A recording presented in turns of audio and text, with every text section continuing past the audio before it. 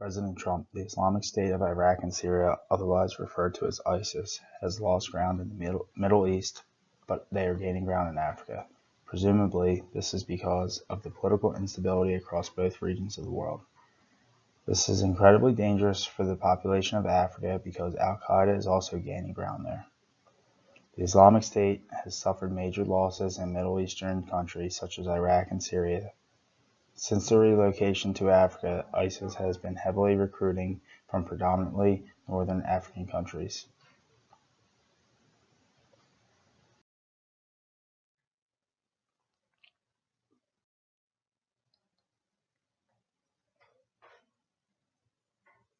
The failed state of Somalia should be of high concern to the nation's security agencies and to the White House. There have been deadly terror attacks that are some of the worst the world has seen since the United States was attacked on September 11, 2001. Somalia is infested with al-Shabaab, which operates under the al-Qaeda umbrella. According to the African Center for Security Studies, al-Shabaab has been involved in 987 out of 1,827 terror attacks on African soil. The analysis there also confirmed that ISIS controls most of the Somalian countryside, which is remote and a premier place to develop terrorism. ISIS has been involved in 75% of the violence witnessed across Egypt. The groups that are in the Sahara and Sahel regions are gaining in size, strength, wealth, and allies. This is unacceptable, and the French have stepped up to combat this. France has recently deployed approximately 4,000 troops to the African continent. Another problematic group in Africa is the Boko Haram. In 2015, they became the deadliest terrorist cell, and five African militaries have failed to defeat them.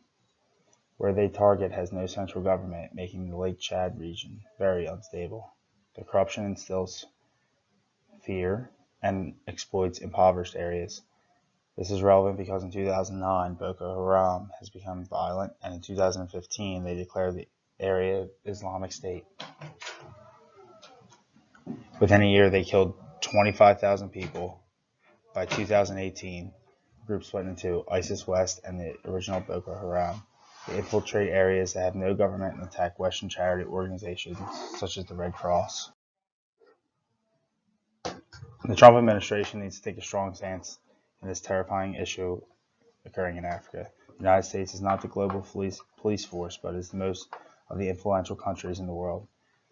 By leading the charge against the Islamic State and other terrorist groups in the region, the Trump administration will set the precedents for others to follow. The primary objective for the administration would be to help establish a strong central government in failing African countries. This would be a great way to instill peace in the area and have a global movement involving the United Nations. Nothing will be accomplished without a strong financial backing.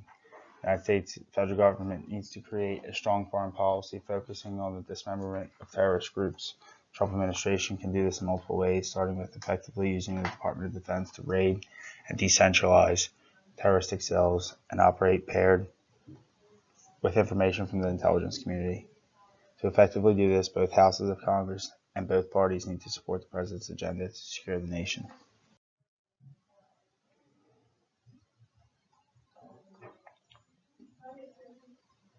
The United States does not have many ground troops in Africa, and it should remain that way unless the intelligence community and top government officials deem necessary.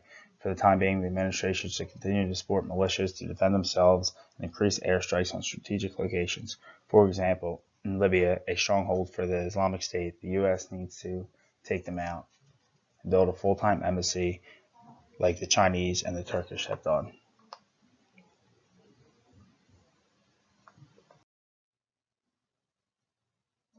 The use of airstrikes and the use of drones would be the best route for the Trump administration to take to combat ISIS in Africa.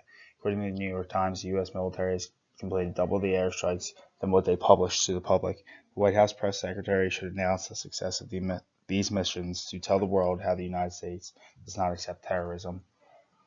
This will show transparency in the administration, and the efforts will positively affect approval based on national security. To keep the enemy in the dark about what the United States military is doing, there should be a 12 to 15 week delay on news reporting.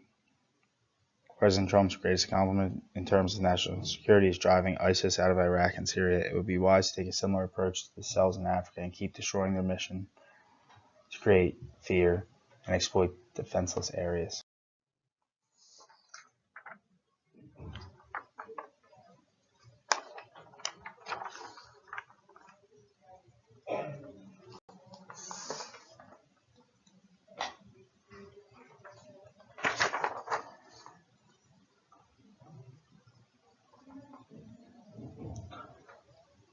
Terrorism is linked to drugs because any organization needs money to operate.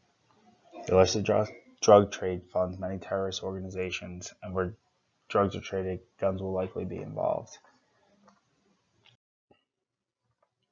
Wealth is the foundation of power. Terrorist organizations traffic drugs to lure money into impoverished areas. Weak central governments cause a lapse in oversight in patrolling the areas, especially remote places like the Lake Chad region.